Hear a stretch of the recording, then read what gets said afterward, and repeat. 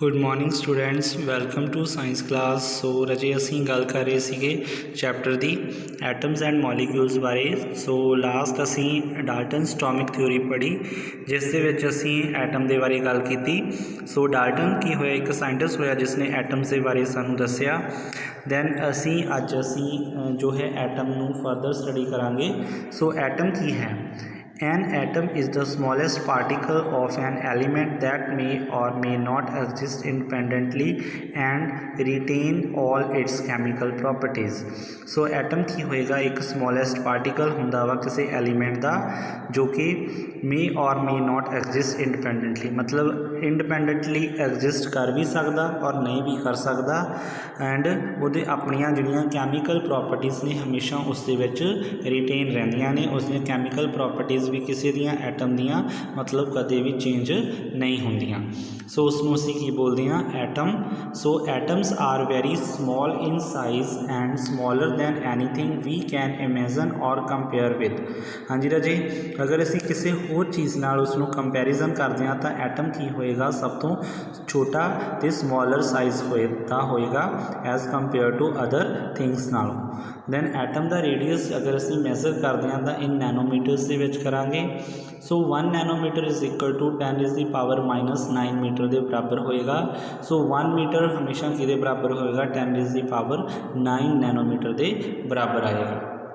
So students for example असी देखिए जिहड़ा एटॉमिक रेडियस है किसी एटम का ऑफ हाइड्रोजन का वो कितना होएगा 10⁻⁻10 मीटर होएगा।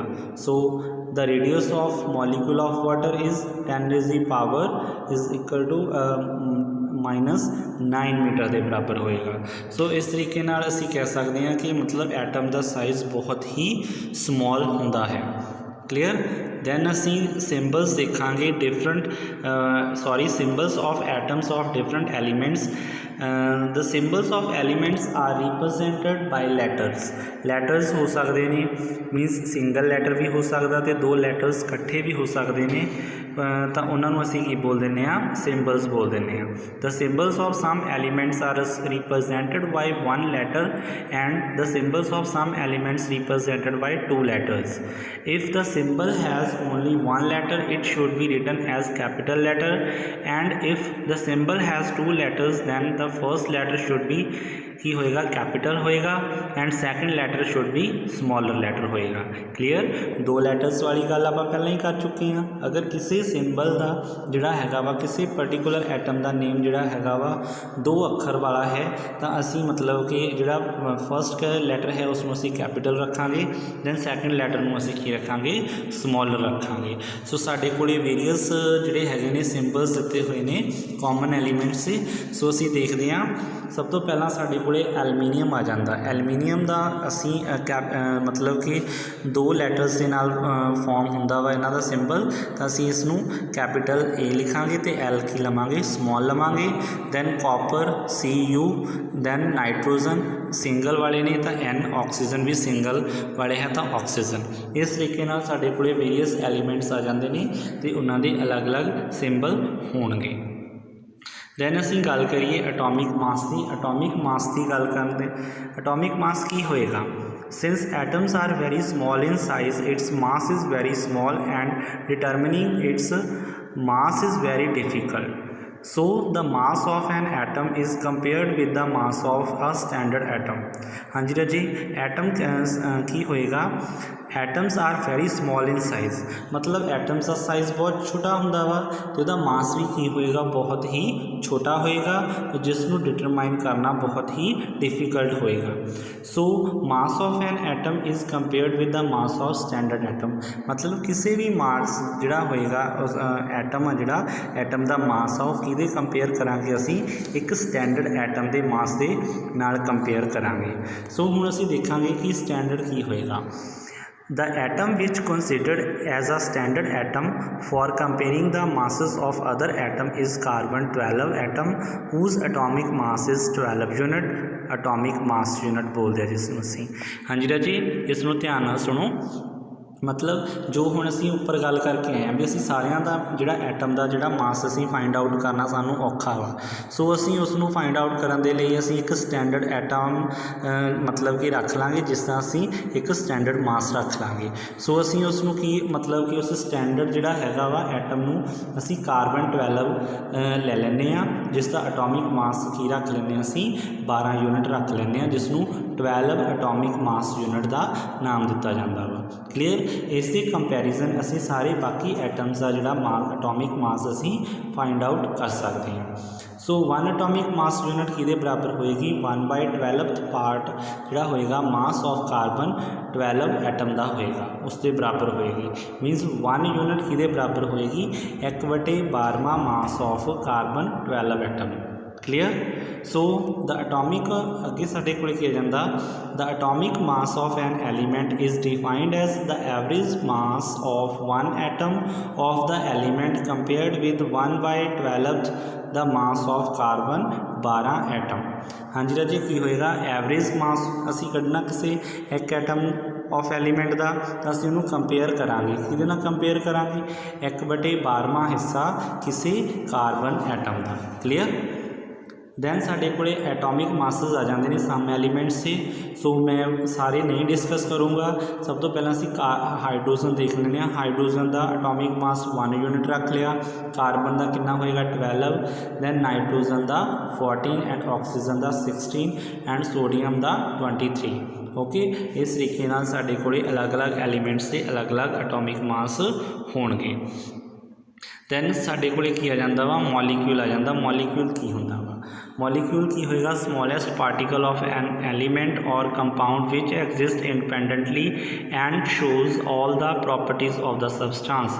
मॉलीक्यूल की होएगा एक स्मॉलेस्ट पार्टिकल होएगा किसी एलीमेंट का ਜਾਂ किसी कंपाउंड का जो इंडिपेंडेंट एग्जिस्टेंस रखता वा तो शो करता वा अपनियां प्रॉपर्टीज सारे सबस्टांस के विच ओके ਜਾਂ दूसरे नंबर पर असीं मॉलीक्यूल्स नूं की कह दिंदे आ group of 2 or more elements that are held together by attractive forces molecule जिहड़े हैगे ने आपस च मतलब कि जुड़ के की बना दिंदे ने एलीमेंट फॉर्म कर दिंदे ने bye attractive force of attractions जिस तरीके नाल एटम्स मिल के मॉलीक्यूल्स फॉर्म करते हैं उस नाल तरह ही जिहड़े मॉलीक्यूल्स ने मिल के वो की कर देंगे ने एलीमेंट्स फॉर्म कर देंगे ने then atoms of the same elements or different elements can join together to form molecules clear हुणे असीं गल करके आए हैं जिहड़े एटम्स ने सेम एलीमेंट दे जां डिफरेंट एलीमेंट्स से आपस में जुड़ के मॉलीक्यूल्स फॉर्म कर देंगे ने सो नीचे साडे कोले डायग्राम्स है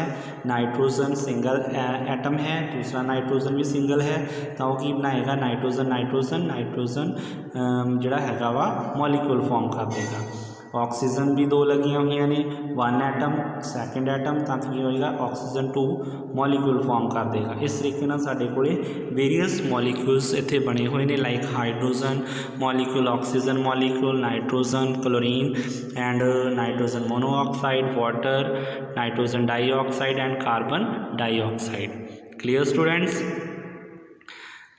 नैक्सट असी गल करांगे मॉलीक्यूल्स ऑफ एलीमेंट्स के विच देखांगे कि की हुंदे ने molecule of an element contain atoms of the same element molecules of some elements contain only one atom and molecules of some elements contain 2 or more atoms clear means ਜਿਹੜੇ elements ने elements ਵਿੱਚ molecule same भी हो सकते हैं different भी हो सकते हैं वो डिपेंड करता कि किस तरीके नाल ਜਿਹੜੇ ਹੈਗੇ ਨੇ आपस 'ਚ ਉਹ जुड़े होणगे सो एटॉमिकली ਅਸੀਂ देखते हैं कि एलीमेंट ਜਿਹੜੇ ਹੈਗੇ ने it is the number of atoms present in one molecule of the element atomicity की होएगी एटॉमिसिटी की होंगी है मतलब किन्ने नंबर ऑफ एटम्स प्रेजेंट ने किसी particular molecule of the element दे विच किन्ने नंबर ऑफ एटम्स प्रेजेंट ने असी उसनूं की बोलांगे atomicity of the element okay जे एटॉमिसिटी की गल करिए सम एलीमेंट्स की सब तो पहला असी गल करिए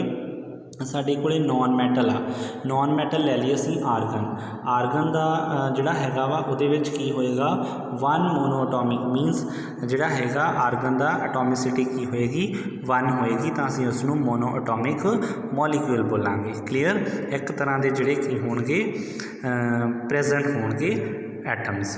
सो नॉन मैटल की गल करिए दैन अगे असी मैटल सोडियम की गल करिए सोडियम के विच भी 1 सोडियम प्रेजेंट होएगा तो असी मोनो एटॉमिक बोलांगे। दैन अगर असी नॉन मैटल जिहड़ा हैगा वा क्लोरीन की गल करिए Cl2 बनता वा Cl2 इसका मतलब डायटॉमिक इन नेचर होएगा। नॉन मैटल फॉस्फोरस की गल करिए तो वो P4 जिहड़े हैगे ने P4 मॉलीक्यूल एक मॉलीक्यूल जिहड़ा हैगा वा 4 एटम्स तो मिलके बनया होगा तां करके असीं उहनूं की कहांगे फॉस्फोरस जिहड़ा हैगा वा 4 एटॉमिसिटी होएगी उहनूं टेट्रा एटॉमिसिटी होएगी उहदी। क्लीयर मतलब हाँ जी राजे साडे कोल एक बहुत वधिया एग्जाम्पल है सल्फर की। सल्फर का एक मॉलीक्यूल 8 जिहड़ा एटम तो मिल के बनता सल्फर दे तां असीं उसनूं पॉली एटॉमिक जिहड़ा हैगा एटॉमिसिटी का नाम दिंदे हां। क्लीयर सल्फर 8 जिहड़ा हैगा एक मॉलीक्यूल बनता वा 8 एटम ऑफ सल्फर नाल मिल के तां ही असीं उसनूं पॉली एटॉमिक का नाम दिंदे हां। क्लीयर स्टूडेंट अज लई इन्ना ही। सो इसनूं ध्यान नाल तुसीं पढ़ोगे तो याद करोगे तो अपनियां फेयर कॉपीज़ के उपर लिखोगे। Thank you student.